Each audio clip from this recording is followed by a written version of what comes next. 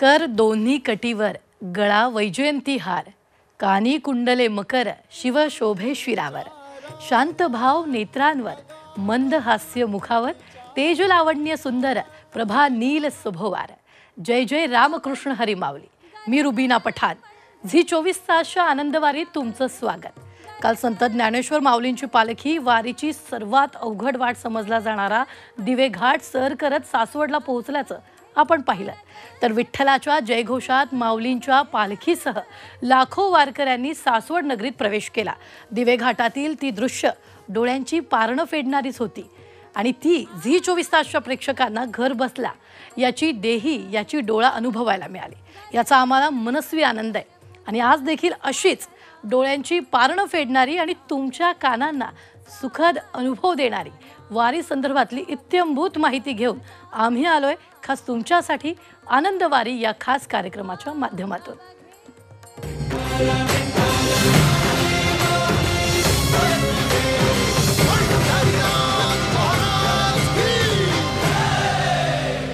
संत चालले पंढरी मुखी रामकृष्ण हरी, ध्वजा पताका अंबरी विठू राहे हृदयांतरी।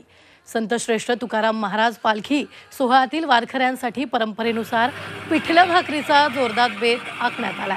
दौंड तालुक्यातील यवतकरांनी 1 टन पिठलं आणि 1 लाख भाकऱ्यांची मेजवानी वारकऱ्यांसाठी आयोजित केली आहे आणि गेल्या 80 वर्षापासून या ठिकाणी पालखी सोहळ्यातील वारकऱ्यांना पिठलं भाकरी करण्याची परंपरा यवत ग्रामस्थांनी जोपासली आहे। पालखी सोहळ्याला सायंकाळी यवत गावातील काळभैरवनाथ मंदिरात मुक्कामी दाखल झाल्यानंतर मंदिर परिसरात वारकऱ्यांना पिठलं भाकरी वाटप करण्यात येते आणि या ठिकाणी सकाळपासूनच ग्रामस्थांची पिठलं भाकरी बनवण्याची लगबग सुरू आहे। विठू अंतरी बाहेरी विठू दिसे जगदाकारी, मीपणा नासे त्वरी देह भाना हो विसरी।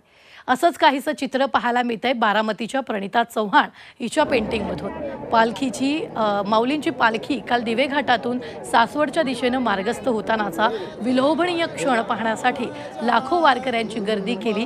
ही सगळी दृश्य पेंटिंगच्या माध्यमातून साकारण्याचा प्रयत्न बारामतीच्या प्रणिता चव्हाणने केला। तिनं दिवे घाटातलं चित्र हुबेहूब कागदावर उतरवलंय। प्रणिता चव्हाणशी बातचीत केली आमचे प्रतिनिधी श्रीकांत घुले यांनी।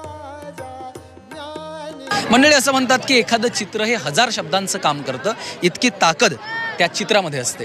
माझ्यासोबत आहे प्रणिता चव्हाण। प्रणिता वारकऱ्यांचा हा संपूर्ण सोहळा अनुभवण्यासाठी आलेली आहे आणि प्रणिता जी आहे ती लाईव्ह पेंटिंग ज्याला म्हणतात, लाईव्ह पोर्ट्रेट ज्याला आपण म्हणतो, ते काढण्याचं काम करत असते। तिनं काढलेली काही चित्र देखील आपण या ठिकाणी पाहू शकतोय।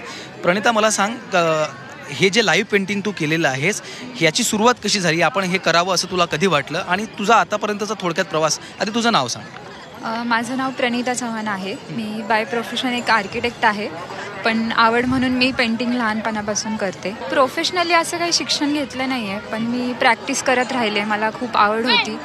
मी म्हणजे कितीही अभ्यास असेल किंवा ऑफिसमध्ये कितीही काम असेल तरी मी हे कला कधी सोडलेली नाही। वारंवार म्हटलं जातं की एक चित्र हे 1000 शब्दांचं काम करतं। ते का करतं त्याची अनुभूती आपल्याला या ठिकाणी पाहायला मिळते। व्हिडिओ जर्नलिस्ट सागर पाटीलसह श्रीकांत घुले, झी मीडिया, सासवड। दिंडी चालली चालली, दिंडी चालली चालली, मनी विठाई माऊली मंद चालली पावली। मंद मंद पावलांनी संत ज्ञानेश्वर माऊलींची पालखी सासवडमध्ये पोहोचली आणि पालखी तिथेच मुक्कामी आहे। दिवे घाटाची चढण सर करून माऊलींच्या पालखीसह लाखो वारकरी सासवड नगरीत दाखल झाले। माऊली आणि सोपानदेव महाराजांच्या पालखीच्या दर्शनासाठी वारकरी या ठिकाणी गर्दी करतायत। याचाच आढावा घेतला आमचे प्रतिनिधी श्रीकांत घुले यांनी।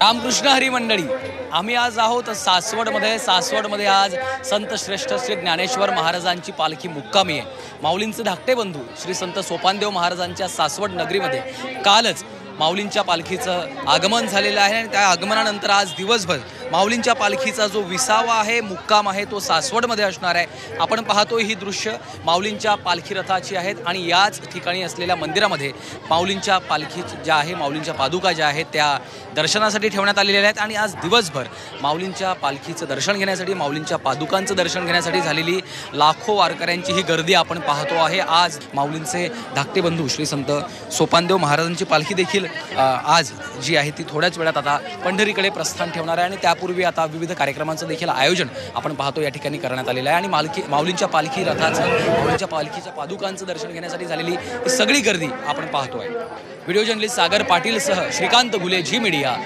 पुणे. लोणी काळभोरकरांचा पाहुणचार घेऊन जगद्गुरू संत तुकाराम महाराजांच्या पालखीनं पंढरपूरची वाट धरलेली आहे. ज्ञानोबा तुकारामच्या जयघोष करत संत तुकाराम महाराजांची पालखी मार्गस्थ झालेली आहे.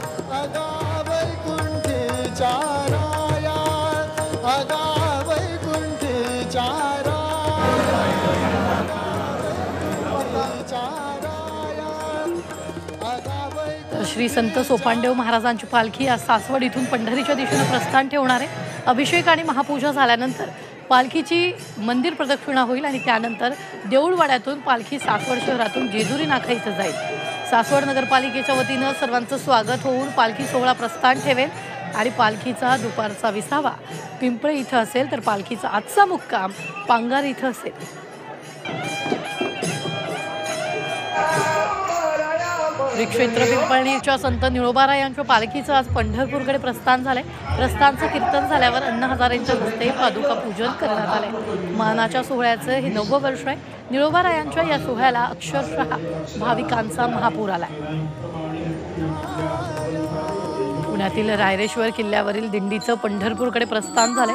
अवघड आणि उंच अशा रायरेश्वर किल्ल्याच्या कड्याकपारीतून ही पालखी रवाना झाली आहे. शिवमंदिरात विणापूजानंतर अवघड पायवाट उतरत वारकरी विठ्ठलाच्या भेटीला निघाले.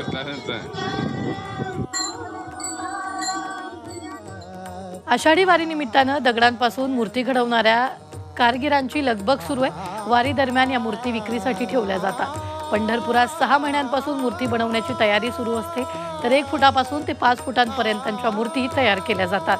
गेल्या वर्षीपेक्षा मूर्तीच्या दरांमध्ये 20% वाढ झाली आहे.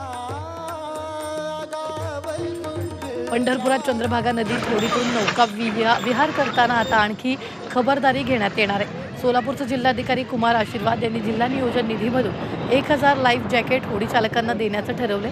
आषाढी यात्रेपूर्वी कोळी बांधवांकडे ही जॅकेटं दिली जातील.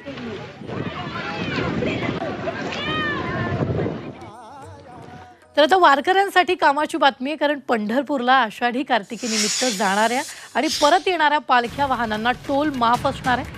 वारीत सहभागी असलेल्या वारकऱ्यांच्या वाहनांना परिवहन विभागाकडून आवश्यक स्टिकर्स दिले जातील. ही सवलत 3 जुलै ते 21 जुलै या कालावधीत राहणार आहे. गरज पडल्यास सुरक्षित आणि सुरळीत वाहतुकीसाठी वारीतील वाहनं सोडून अवजड वाहनांना वारी मार्गावर बंदी घालण्याच्याही सूचना देण्यात आल्या. तर आपण पाहतोय यावेळी 3 ते 21 जुलै दरम्यान कालावधीत सवलत दिली जाईल. गरज पडल्यास वारी मार्गावर अवजड वाहनांना बंदी घालण्यात येईल. वारकऱ्यांच्या वाहनांना परिवहन विभागाकडून स्टिकर्स दिले जातील.